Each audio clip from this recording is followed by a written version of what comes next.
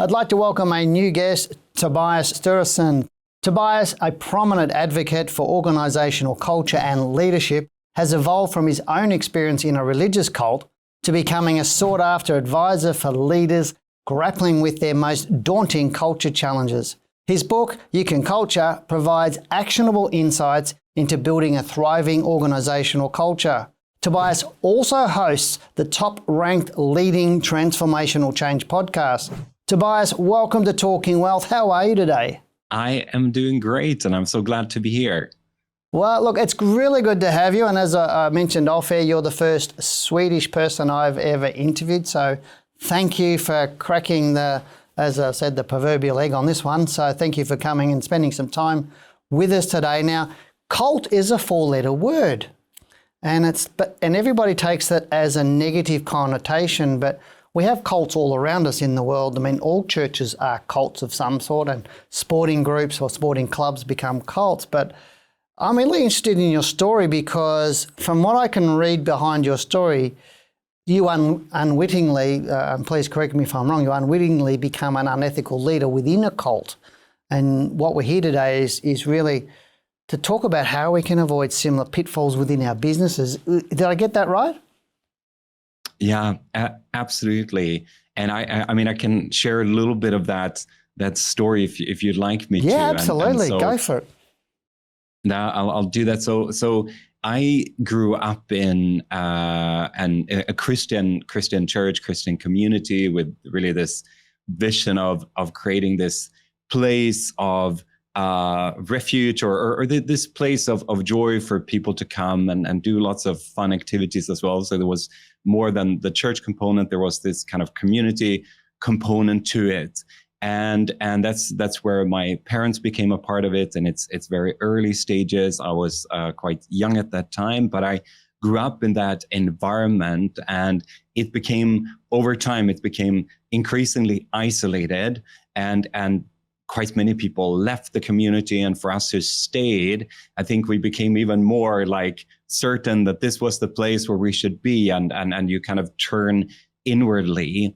And as time went on, it was different people or the leader, the founder of this organization, he started to kind of point out people that he started to demonize, he started to isolate them, and really really psychologically abuse them. And as being a part of that, and I was an adult at that time, I became complicit in that. I became a part of that.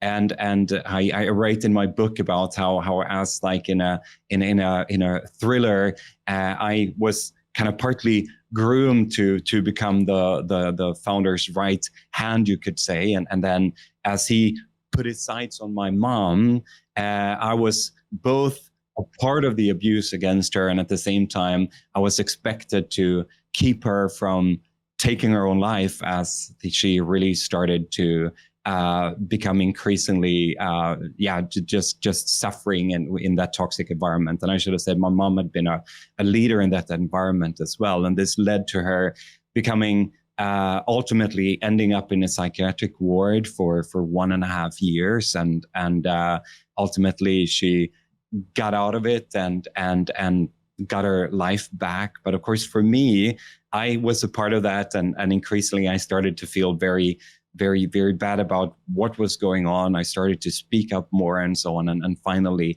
left the environment. And I talk in my book about these kind of two questions. How could an organization that had seemed driven by a noble mission turn into something so toxic? And how could I, who saw myself as an ethical and values-driven leader, become complicit in psychological abuse? And you could think that that's just this, fringe extreme story. And of course, in some ways it is. But what I've seen is that we have this epidemic, I would say, of unhealthy culture around us in the workplace. And it has this incredible impact, of course, on people's lives, like for me and my family, but it also has an incredible impact on a company's ability to really deliver on its mission, to deliver on its strategy, to create an attractive workplace, and to have, which I think all leaders that I talk to around the world, we want to have a positive impact in some shape or form. We want to leave a positive legacy.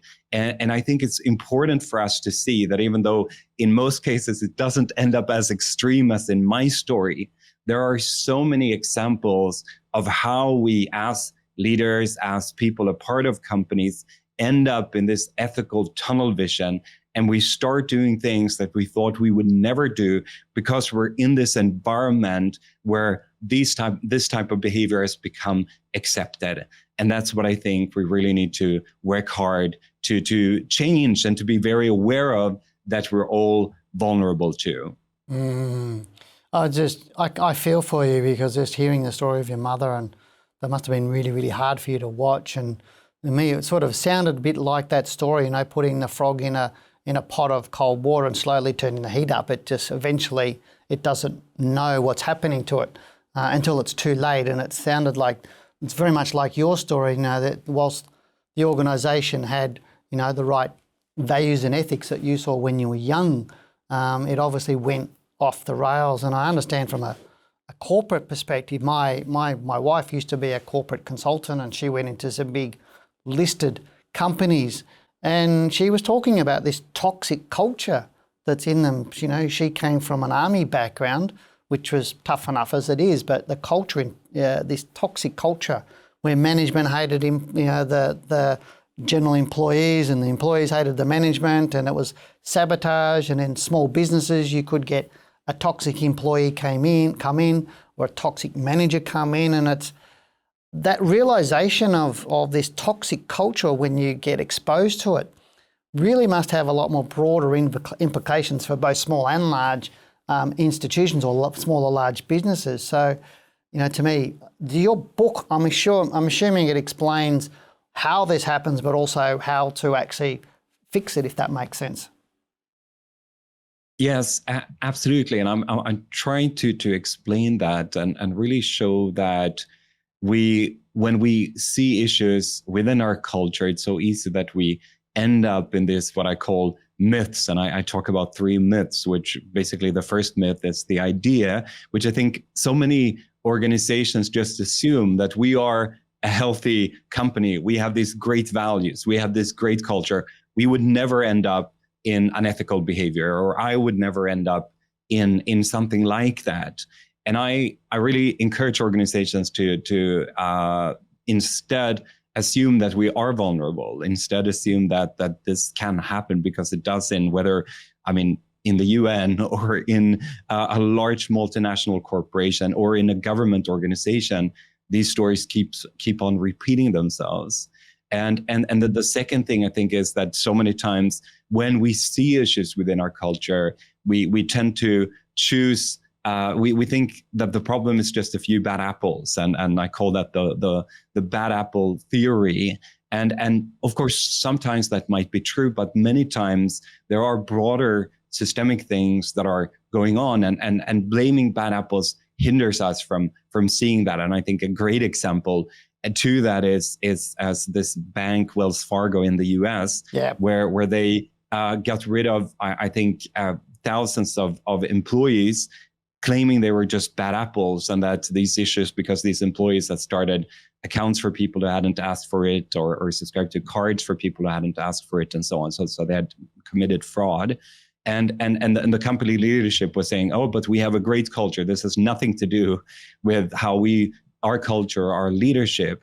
But of course, investigations of that story, both from newspapers and researchers, have shown that there was this incredible pressure to perform. And of course, we need to perform in a business, but it was in a way that really pushed people towards making decisions that were in conflict with the values that they said that they should uphold.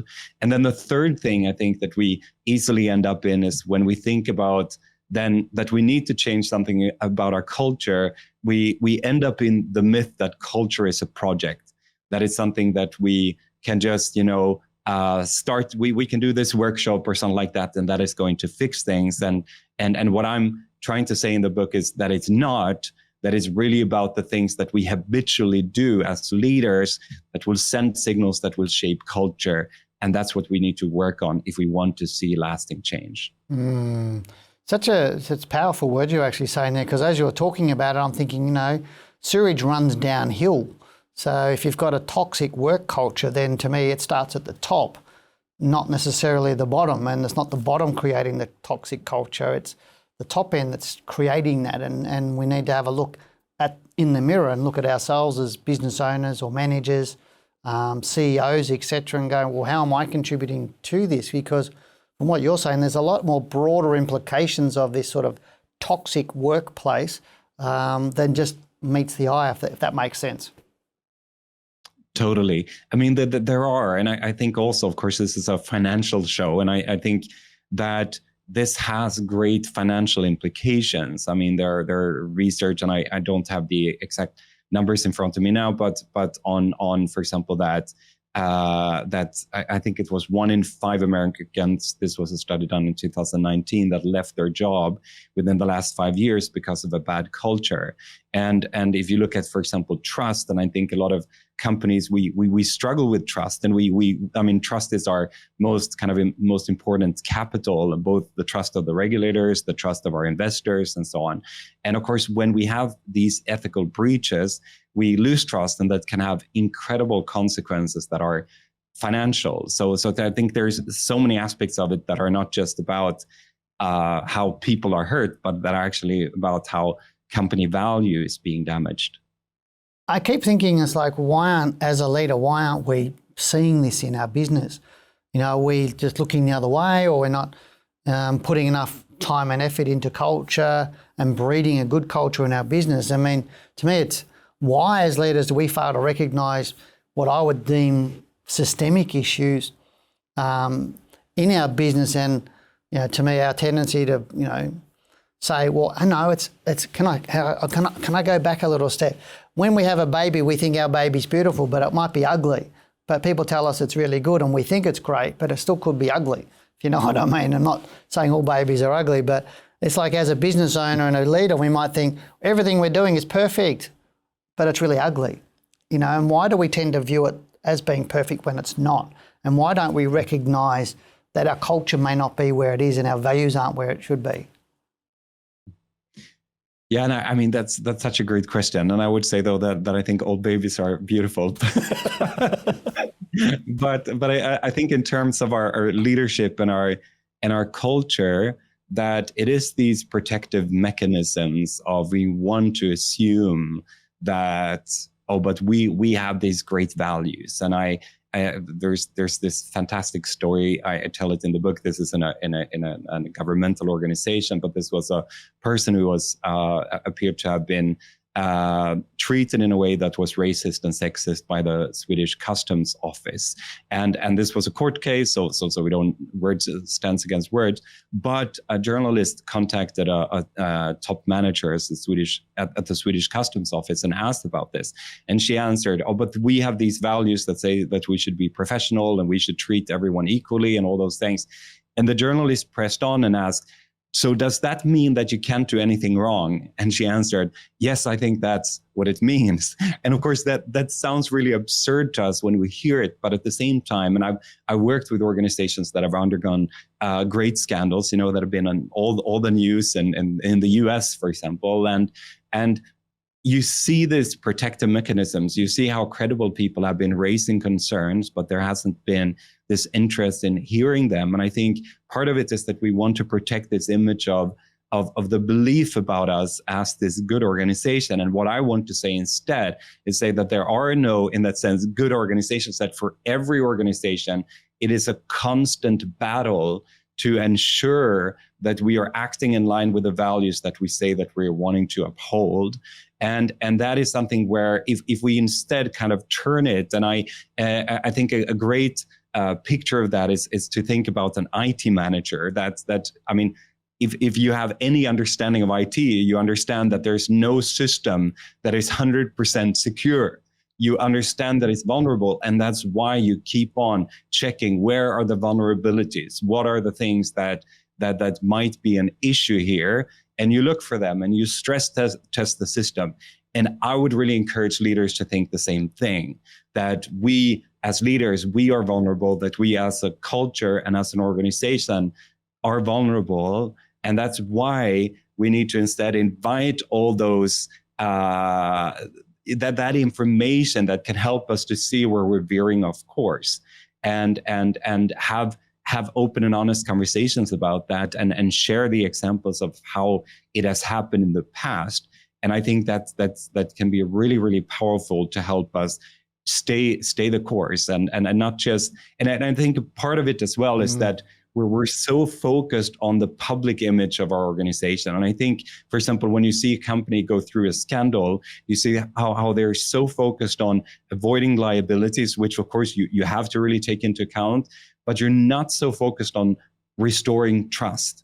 And restoring trust would take something different than just merely trying to avoid liabilities, because it would take that you would actually be honest. And I think all research on that shows that. And I've talked quite extensively with Sandra Sutures, a professor at Harvard, who's researched this and written great work on that. And that when companies are actually ready to say we messed up and really do an investigation of how it happened, really take ownership of it, really apologizing for it, they can actually move forward in a stronger way than before. But we often don't do that. No, we don't, do we? And the thing is, we need to be doing more of that. I know when I'm chatting to our team, I often repeat that phrase, if you walk past something, then you're validating it. And it may not be something as a business we want to validate it, or personally we want to validate the actions or behaviours. And I say, but everybody needs to be aware and then bring anything to bring it to management, so we can look at that. And I do sometimes I'll have a team member come up to me and go, that meeting, I thought you were a little bit hard on that person, or I don't think that you should have said it that way to that person. And allows me as a boss to go up to that person in question and go, how did you perceive it?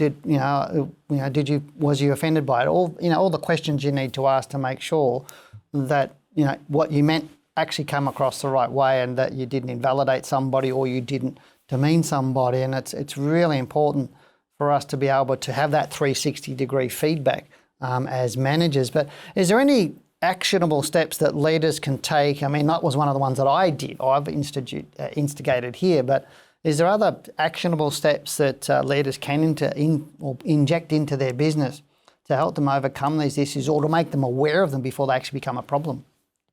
Yeah, great question. I think your example there was a really great example. And I think in the book I talk about both the habits of getting humble and gets listening, and really the idea of first that we assume that there are issues, and then that we are very intentional about how we listen to information that can help us to stay on track. And I think one thing is for us as leaders to understand that we have power, and power can easily silence people, even though we don't think that we are, authoritative or anything like that, or domineering, but still, just because of that power differential, it can easily silence people. So one thing that I suggest is, for example, that as a leadership team, as a team in a company, and also as an individual leader, to keep on asking questions like, where have we, for example, veered off course from our values over this last